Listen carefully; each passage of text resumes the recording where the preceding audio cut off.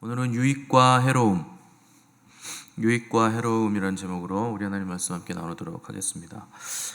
초대교회 성도들은 날마다 모이기를 힘쓰고 또 떡을 떼고 순전한 마음으로 음식을 먹었는데, 떡을 뗐다는 것은 성찬식을 했다는 겁니다. 우리 이번 주에 성찬식 하는 것처럼 성찬, 예수 그리스도를 기억하며 성찬을 했고, 또 순전한 마음으로 음식을 먹었다 하는 것은 따로 애찬식을 또 가졌다는 거예요. 그러니까 함께 식탁 나누는 식탁 교제를 했다는 거죠. 그래서 초대교회 두 가지 주요한 만찬이 성만찬과 애찬이 있었는데, 애찬 함께 이제 음식을 나누고 식탁을 나누는 것은 이제 아가페의 식사라 이렇게 불렀습니다. 그 문자 그대로 아가페의 식사라는 건 아가페 사랑을 나누기 위한 식사 교제다 이런 뜻입니다. 그래서 먼저 식사를 하고 식사가 끝날 무렵에 이제 성찬식을 이제 했는데, 처음에 이거 두 개를 따로 가지다가 나중에는 이제 하나로 합쳐지게 됩니다. 그래서 고린도 교회도 그 애찬을 나눌 때 성찬과 애찬이 따로 있는 것이 아니고 성찬과 애찬이 합해진 거룩한 식탁을 이제 함께 가졌습니다. 근데 사람들이 교회에 와서 이 애찬을 할 때 문제가 생겨났는데, 고린도 교회 안에는 높은 자도 있고 낮은 자도 있고 배운 자도 있고 못 배운 자도 있고 또 주인도 상전도 있고 종도 있는 바람에 종들은 항상 할 일이 많잖아요. 그래서 늦게 오는 사람들이 종들이 대부분 늦게 오고, 일찍 오는 사람들은 이제 주인들이 또 귀족들이 대부분 일찍 와서 이제 식사를 같이 하게 됐다는 거죠. 당연히 귀족들은 귀족들과 함께 식탁에 앉아서 밥을 먹었을 것이고, 또 하인들은 하인들끼리 모여서 식탁에 앉아서 먹었을 것인데, 뭐 모두가 하층민들은 모두가 늦게 오는 것도 아니고, 또 귀족이라고 해서 모두가 일찍 오는 것은 또 아니죠. 분명히 섞여서 오는 사람들도 있을 것인데, 당연히 신분과 또 자기들 마음에 맞는 사람들끼리 앉아서 밥을 먹는 행태들이 고린도 교회에 만연하게 됐다는 겁니다. 그건 뭐 당연한 거죠. 여러분들도 교회에서 밥 먹으면 누구랑 먹습니까? 친한 사람이랑 먹죠. 내가 싫어하는 사람이랑 드시는 분 계신가요? 아마 거의 없을 겁니다. 근데 바울은 지금 그걸 책망하는 거예요. 뭐 당연히 일찍 오고 늦게 오고 시간 차이가 있으니까 그럴 수는 있다. 그런데 그렇게 끼리끼리 무리지어 먹게 되면서 생겨난 문제가 있죠. 바울이 가장 처음에 고린도 교회를 책망했던 문제가 파당의 문제였죠. 그러니까 그렇게 끼리끼리 밥 먹는 사람이 있으니까 그 끼리끼리가 계속 이어져서 같이 모이는 바람에 결국 그게 파당이 되더라 하는 것이 이 파당의 문제의 시작입니다. 그래서 소위 끼리끼리 문화가 생기는 거, 어느 나라, 뭐 모든 나라를 제가 가보지는 못했지만 어디를 가든 다 그런 문화가 있을 수밖에 없고, 특별히 우리나라 사람들은 밥을 먹을 때 지들이 좋아하는 사람들과만 모여서 먹는다 하는 거 우리가 알 수 있죠. 그렇게 밥을 먹는 횟수가 계속 반복되면서 파당이 생겨났다. 그리고 위기의식이 생겨나게 됐다는 것이고, 위기의식을 넘어 이제 실제로 위기가 고린도 교회에 닥치게 됐다는 겁니다. 뭐 우리도 할 말은 있죠. 아니, 밥이라도 편하게 먹어야지. 뭐 불편한 사람하고 밥 먹으면 그 소화가 되겠습니까? 여러분, 저랑 밥 먹는 것도 불편하잖아요. 제가 싫어하는 사람도 아닌데. 근데 여러분이 별로 안 좋아하고 나랑 별로 사이가 안 좋아. 나를 싫어해, 저 사람은. 나도 싫어해. 그런 사람하고 밥 먹으면 밥이 넘어가겠습니까? 근데 바울은 바로 그걸 책망하는 거예요. 교회는 그런 공동체가 아니라는 거죠. 세상과 다르다는 거죠. 예수님이 오셔서 생겨난 세상에 없던, 그동안 한 번도 보지 못했던 공동체가 교회죠. 공동체 안에는 높고 낮음이 없고, 신분의 차이가 없고, 남녀가 없고, 뭐 배우고 못 배움이 없고, 가진 자 못 배운 자가 없고, 민족과 민족도 교회 안에서는 다 의미가 없다 하는 것입니다. 왜냐하면 교회 머리 대신 예수 그리스도께서 뭘 하러 오셨냐면, 그 모든 막힌 담들을 전부 다 허물기 위해서 주님이 오셔서 십자가를 지신 것이기 때문에, 먼저 하나님과 우리 사이에 막힌 담, 사람과 사람 사이에 막힌 담, 민족과 민족 사이에 막힌 담, 유대인과 이방인들 간에 막힌 담을 다 허물어뜨리시고 십자가에서 그 둘로 한 몸을 이루게 하셨다 하는 것이 바울의 선포이기 때문에, 교회는 그런 공동체가 아닌데 너희들은 왜 세상과 똑같은 모습을 가지고 있느냐 하는 것이 바울의 책망입니다. 원래 구약의 이스라엘 공동체는요, 높고 낮음이 없었어요. 왜냐하면 애굽에 있을 때 그들은 전부 다 노예였습니다. 높은 사람이 어디 있습니까? 이스라엘 백성이 출신들이 다 종놈들인데 다 노예예요. 근데 어느 순간 높고 낮음이 생겨났다라는 거죠. 왜 그러냐? 세상적인 가치 기준을 교회 공동체 안으로 끌고 들어왔다는 겁니다. 그래서 교회 안에서도 여러 가지 직임들이 있죠. 이스라엘 공동체 안에서도 여러 가지 직임들을 하나님이 세우셨죠. 대제사장이 있고, 대제사장보다 높은 또 모세가 있었고, 또 그 밑에 레위인들이 있었고, 또 일반 제사장들이 있었고, 그리고 나서 일반 평민들, 하층민들이 있었고. 그게 근데 하층민들이라고 하기에는 말이 안 되는 거죠. 하나님 다 그냥 한 공동체로 부르셨기 때문에. 그런데 자기들은 그걸 하층민이라고 생각을 했고, 그거보다 조금 높은 사람이 레위인, 그거보다 더 높은 사람은 또 제사장, 그거보다 더 높은 사람은 아론의 가문인 대제사장, 그리고 누구도 건드릴 수 없는 언터처블 한 사람은 모세. 이렇게 자기들이 등급을 매겨서 바라보기 시작을 했다는 겁니다. 그래서 발생한 일이 민수기에 등장하는 고라 자손의 패역이에요. 레위 자손인 고라와 루벤 자손인 다단과 아브람이 다른 그 지휘관 250명과 함께 합세해서 모세에게 반역을 일으키죠. 모세와 아론에게 반역을 일으킵니다. 그러니까 무슨 명목으로 반역을 일으켰느냐? 모세와 아론의 권위가 필요 이상으로 너무 높다 하는 것으로 반역을 일으킨 거예요. 그러니까 그 출애굽했을 당시에 일어났던 초자연적인 모든 사건들은요, 대부분 출애굽 후 1년 안에 다 일어난 사건입니다. 그러니까 하나님이 초자연적인 역사를 보여주신 건 대개 1년 안에 다 일어난 거예요. 그렇게 광야를 계속 돌아다니고 있는데 이제 초자연적인 역사와 기적들, 만나가 내리는 것 빼고, 하나님의 구름 기둥과 불 기둥이 옆에 있는 것 빼고 뭐 이렇다 할 사건들이 별로 일어나지 않으니까 이제 좀 안정이 돼가는 것 같은 거죠. 그러니까 더 이상 모세의 그 절대 권력이라든가 아론의 지위라든가 이런 것들이 자기들의 처음에는 대단하게 보였는데, 어렵고 힘든 일이 있고 하나님이 우리를 도와주셔야 할 때 모세가 중재자로 서서 그들을 중재하고 또 하나님의 기적을 또 구하고 이럴 때는 모세가 너무나 필요했는데, 이제 별로 그런 일들이 점점 없어지고 있는 거죠. 왜냐하면 가나안에 들어갈 때가 다 됐거든요. 그러니까 점점 그런 일이 없으니까 이제 필요 이상으로 높은 모세와 아론의 그 권세가 그들 마음에 들지 않았다는 겁니다. 그래서 그들이 이렇게 주장했어요. 모세와 아론에게 너희가 분수에 지나도다. 회중이 다 거룩하고 여호와께서 그들 중에도 계시거늘 모세와 아론 너희들은 어찌하여 여호와의 총회 위에 스스로 높아지느냐. 이렇게 반영을 한 거죠. 그러니까 회중이 다 거룩하다는 건 그 출애굽 한 1년 뒤에 시내산 언약을 통해서 하나님께서 피를 회중들을 대표하는 장로들에게 뿌려서 제단과 회중을 하나로 묶으시면서 제단에도 피를 뿌리고 장로들에게도 피를 뿌림으로 제단과 너희는 피의 언약으로 묶였다 하는 시내산 언약을 주심으로 너희는 거룩한 백성들이다 이렇게 선포하셨죠. 그러니까 회중도 다 거룩하고 다 똑같이 하나님이 우리에게 임하시는데 왜 너희들만 그렇게 스스로 너희들을 높이느냐 이렇게 컴플레인을 걸었다는 겁니다. 근데 모세가 그 말을 듣고 하나님 앞에 갑자기 또 납작 엎드려. 모세는 이게 장점이죠. 막 썽을 내면서 이것들을 내가 세력을 규합해서 다 쓸어버릴까 이렇게 안 하고 항상 하나님께 먼저 묻습니다. 그게 모세의 온유함이에요. 그러고 나서 모세가 뭐라고 말하냐면 아주 재밌는 말을 했는데, 똑같은 말을 합니다. 레위 자손들아 너희가 너무 분수에 지나치느니라. 고라 자손이 그렇게 얘기했잖아요. 컴플레인 걸 때 너희가 분수에 지나도다. 회중도 다 거룩한데 왜 너희들만 높이느냐. 근데 모세도 레위 자손들 너희가 너무 분수에 지나치느니라. 이스라엘 하나님이 이스라엘 회중에서 너희를 구별하여 자기에게 가까이 하게 하사 여호와의 성막에서 봉사하게 하시며 회중 앞에 서서 그들을 대신하여 섬기게 하심이 너희에게 작은 일이냐? 이렇게 묻습니다. 책망한 거죠. 고라 자손이 맡았던 거 굉장히 중요한 일입니다. 이 고라 자손이 누구냐면 고핫 자손의 후예들이에요. 고핫 자손 기억하실 것 같은데 성막 기물들 중에 가장 핫한 기물들, 그래서 고핫이라 그랬잖아요.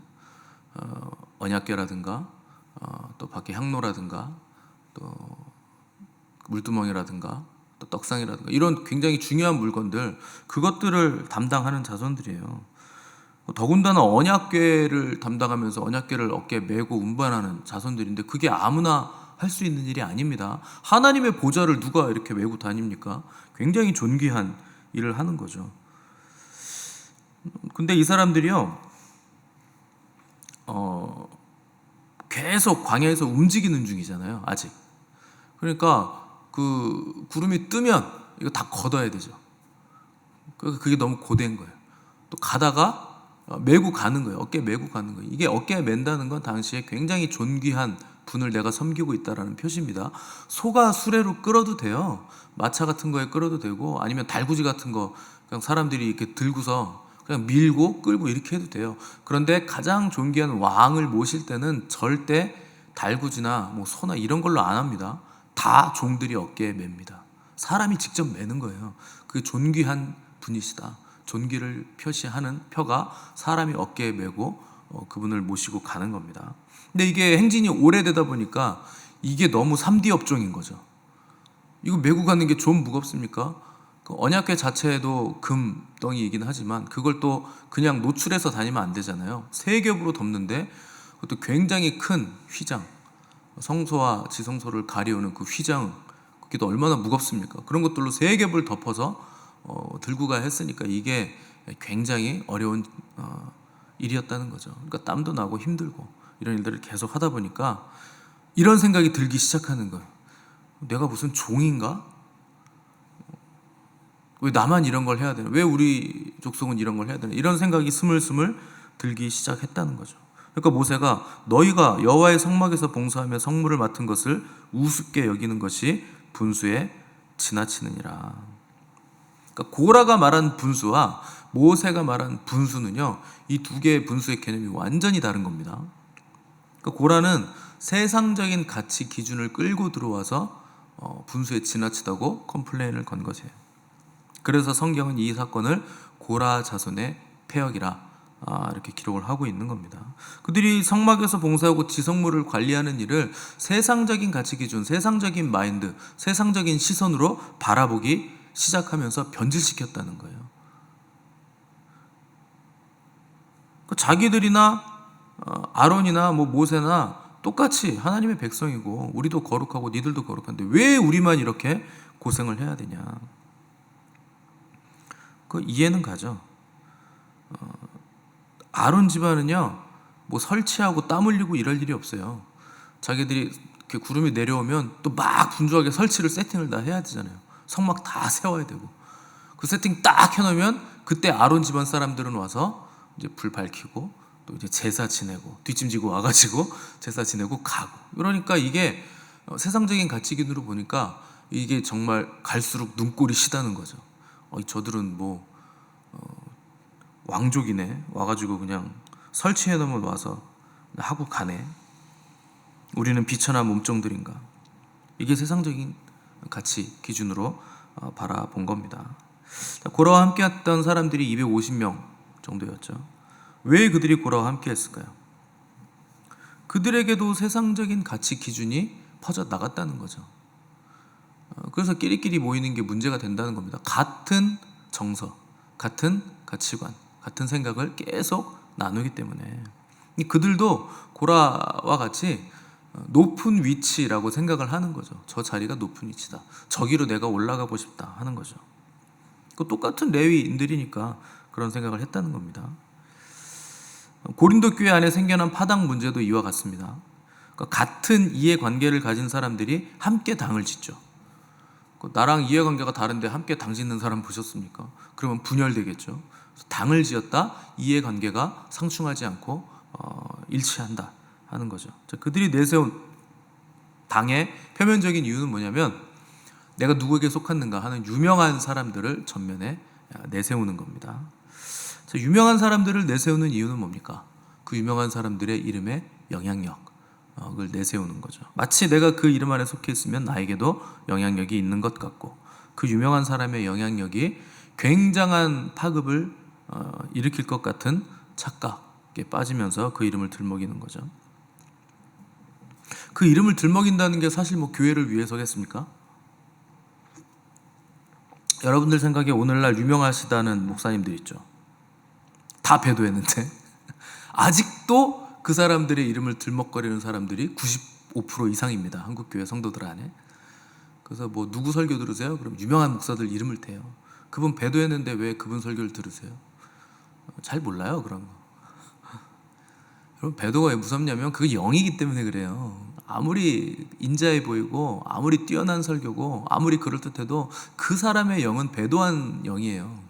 배도의 영이 나에게 흘러 들어오는 걸 계속 듣고 앉아 있으면서 아유 설교가 너무 좋아요, 마음을 잘 만져줘요, 이런 얘기 하고 있으니까 답답한 겁니다. 여러분, 유명한 목사, 유명한 부흥사, 유명하다는 교회, 유명한 설교자 따라가는 게 굉장히 위험한 일이에요. 마지막 때의 미혹은요, 그래서 사람의 미혹인 거예요. 사람 때문에 다 망하는 겁니다. 사실 큰 교회 따라가는 이유가 뭡니까? 그 교회 세운 목사 따라가는 거잖아요. 교회 자체가 커서 가는 건 아니잖아요. 뭐 가끔 그런 사람도 있겠지만. 근데 여러분, 놀라운 일이 있어요. 예나 지금이나 구약 때나 신약 때나 또 지금 마지막 때나 하나님은요, 유명한 사람의 이름과 그 유명한 이름의 영향력을 절대 쓰지 않습니다. 하나님 그런 사람 쓴 적이 없어요. 왠 줄 아세요? 하나님은 이미 모든 이름 위에 뛰어난 유명한 이름을 가지고 계세요. 하늘과 땅 아래 그리고 땅 밑에 있는 자들까지 다 그 앞에 무릎을 꿇을 이름을 가지고 계세요. 모든 사람이 그 이름을 주로 시인하여 하나님 아버지께 영광을 돌리게 하실 이름을 가지고 있습니다. 그 이름이 예수 그리스도예요. 하나님은 그 이름 하나만 쓰십니다. 다른 유명한 사람의 이름 절대 안 쓰세요. 하나님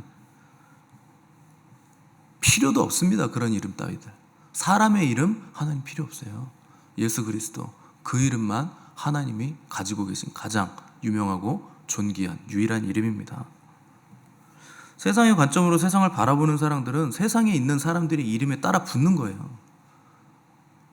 그렇게 끼리끼리 그 이름 밑에 모여서 당을 이루고 세를 형성하게 되는데, 당이 되고 파가 되는 순간 하나님의 일과는 상관이 없는 일입니다. 그건 그냥 세상적인 일이 되는 거예요. 세상에서는 하는 일을 하고 있잖아요.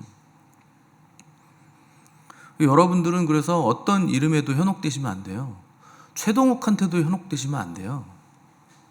쓸데없는 일입니다. 그거 다 세상 일이에요. 그런 건 여러분에게 있는 유일한, 내가 취하고 현혹되고 끝까지 붙들어야 할 이름은 예수 그리스도 우리 주님밖에 없습니다. 그 이름을 붙드셔야 돼요. 우리는 늘상 어떤 사람을 따라가고 그런 사람을 추종하는 사람과 함께 세를 이루고 당을 이루고 파당을 형성하고, 그런 사람들끼리만 같이 밥 먹고 그런 사람들끼리만 같이 어울리고, 그게 세를 이루고 파당을 형성하려는 죄의 관성이에요. 누구나 이걸 가지고 있는 거예요. 그러니까 우리는 자기를 쳐서 일부러 이걸 거부하고 복종시키지 않으면 언제라도 우리는 당을 형성할 수 있습니다. 오늘이라도 당을 형성할 수 있어요. 근데 하나님 우리를 부르실 땐 너희들 같이 모여서 끼리끼리 당을 형성하라고 부른 거 아닙니다. 한 지체로 부르셨잖아요. 예수 그리스도를 머리로 한 나머지는 몸, 한 지체로 부르셨다는 거죠. 지체라는 게, 몸이라는 게 어떻게 비슷비슷한 것들끼리만 모이는데 몸이 됩니까? 눈이니까 나는 눈끼리만 모여가지고 눈이 막 모여있어. 눈이면 이게 몸이 됩니까? 귀 이렇게 있으면 그게 뭐 수제비도 아니고 왜 귀만 모여있습니까? 그 사람이 아니에요. 그건 괴물이에요. 하나님이 교회를 부르실 땐 괴물로 부르신 게 아니에요. 온전한 새 사람으로 부르신 거예요. 그게 교회라는 겁니다.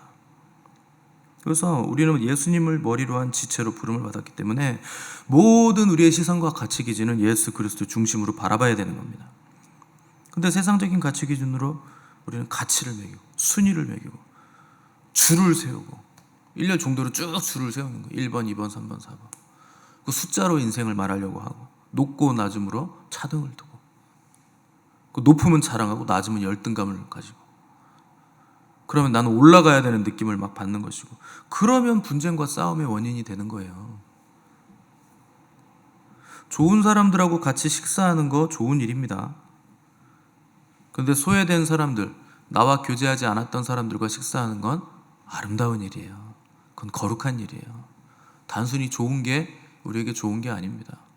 좋은 건 가장 좋고 아름답고 존귀한 것의 최대의 적이 좋은 거예요. 좋아 보이지만 하나님 우리에게 그저 좋아 보이는 일 정도를 요구하시는 게 아니에요. 그래서 성숙한 교회 척도는 소외된 사람들이 있는가 하는 것이 성숙한 교회의 척도입니다. 그 교제하는 모습을 보면 알 수 있어요. 여러분들이 밤낮 끼리끼리 비슷한 사람, 나랑 친한 사람들하고 모여 있으면 교회는 성숙할 필요가 없습니다. 이렇게 광고하는 거예요. 우리 교회는 성숙이 필요 없는 교회예요.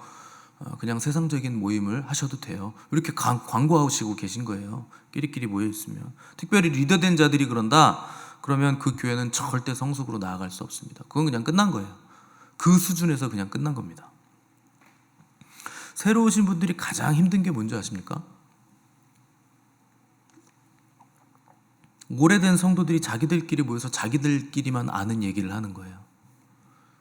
20년 전에 이렇고 저랬어. 그때 재밌었어. 뭐가 재밌어요? 재밌기는 20년 전에 아무것도 모를 때. 그게 뭐가 재밌습니까? 그 여러분들의 무슨 의미가 있습니까? 새로운 사람들이 그런 얘기 하잖아요. 그럼요, 그거는 절대 넘어갈 수 없는 진입장벽이에요. 나는 저 무리에 끼지 못하겠구나. 이 말을 계속 듣고 있는 거예요. 나는 저기 못 들어간다. 나는 저기 못 들어간다. 왜냐하면 여러분들이 말로 계속 거부하니까요. 10년 전에, 20년 전에, 몇 년 전에 있었던 일이 뭐가 중요합니까? 비전은요, 현재의 일이고 미래의 일이에요. 과거의 것이 아닙니다. 하나님 우리가 새로운 일을 하기를 원하세요.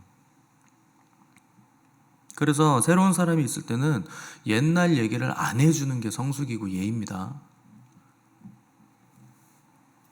추억놀이 하면 영적으로 충만해집니까? 추억놀이 하면 거룩해지십니까? 그래서 부흥하는 교회의 특징, 모든 초점을 새신자에게 맞춰요. 그게 부흥하는 교회의 초점이에요. 모든 초점을 새신자에게 맞춘다. 우리 교회도 이제 그렇게 변해야 되죠. 추억놀이는 이제 멈추시고 앞으로 나아갈 하나님이 주신 비전, 하나님 우리에게 요구하시는 그 성취될 일들이 있잖아요. 그걸 얘기하셔야 돼요. 그래서 집사님이 오신 거예요. 그래서 성도님이 오신 거예요. 그 일을 위해서 하나님이 남은 자들의 교회인 우리 교회로 부르신 거예요. 그렇게 얘기를 하셔야 돼요. 비전은 과거로 돌아가서는 이룰 수 없는 일입니다. 본문에서 바울은 고린도 교회를 강하게 책망하죠. 너희의 모임이 유익이 못되고 도리어 해롭다. 너희를 내가 칭찬하지 않는다. 해로운 모임이 됐다. 얘기하는 거죠. 세상 어디에도 교회 같은 공동체는 없는데 교회 안에서조차 사랑을 가지고 만나는 만남이 아니게 되고, 그러면 거기엔 당연히 사랑이 아니니까 분쟁이 있을 것이고 미움이 있을 것이고 논쟁이 생겨나게 된다는 거죠. 여러분, 교회 안에서는요, 논쟁이 필요 없어요. 세상적인 논리와 가치 기준, 세상적인 안목을 가지고 이건 이리고 저건 저래야지, 그럴 말이 필요 없는 겁니다. 그런 식으로 해서 하나님의 의를 이룰 수 없습니다. 교회는요, 사랑으로 역사하는 거예요. 그렇다고 무조건 다 뭉개고 넘어가고 무조건 다 용납하라는 말 아닙니다. 성경이 말하는 가치 기준이 있잖아요. 그래서 성경이 말하는 교회 원리들, 그런 것들을 가지고 우리가 판단하고 운영해 나가는 것이 교회라는 거죠. 하나님의 말씀이 우리를 이끌어 가야 된다는 겁니다. 그래서 논쟁의 말, 논리적인 말들로는 절대 생명의 역사를 이룰 수 없습니다. 그 생명을 만들지도 못하고 생명과는 관계도 없는 논리 구조를 가지고 생명에 관심도 없는 상태에서 말만 하는 그 명석함과 논리가 교회 안에서 왜 필요합니까? 아무것도 이루지 못해요. 그렇게 해가지고. 그렇게 말하는 사람은요, 미움만 받습니다. 분열을 일으켰기 때문에. 아무 유익이 없는 거예요. 우리의 관심은 생명이 있어야죠. 그에게 생명이 만들어지는가? 생명이 만들어지도록 나는 기다릴 수 있는가? 생명을 만들어내는 말을 하고 있는가? 우리의 관계는 생명을 만들어내는 유익한 관계인가 하는 것이죠. 우리 미션 처치의 공동체 모임은 유익합니까? 생명을 만들어냅니까? 누군가 여러분들을 만나면 나도 저렇게 잘 믿고 싶다라는 생각을 가지게 만드나요? 혹시 세상과 별반 다르진 않습니까? 우리가 이걸 생각해야 됩니다. 우리가 모일 때 하나님의 영광이 드러나는가? 거기에 생명이 만들어지는가? 사람의 영광이 드러나는가? 하나님의 영광이 드러나는가? 정신을 바짝 차리셔야 됩니다. 우리 교회는 올해가 분수령이 굉장히 중요한 시기입니다. 이제 2달 남았는데 이때 하나님이 한꺼번에 모든 일들을 다 하실 거예요. 2달밖에 안 남았으니까 당연히 굉장히 중요한 때이죠. 그래서 제가 중보기도자들한테도 부탁을 해놨는데, 그래서 우리는 정신을 차리고 하나님을 위해 헌신하고 깨어 하나님께 책망 받는 일이 없도록 온전하고 거룩하고 정결한 교회로 한 사람 한 사람이 준비되신 은혜가 있기를 바라고, 그로 인해 하나님의 기쁨이 되고 이 마지막 때 하나님의 마음을 시원하게 해드리는 교회 성도들이 되시기를 간절히 바랍니다. 함께 기도하겠습니다.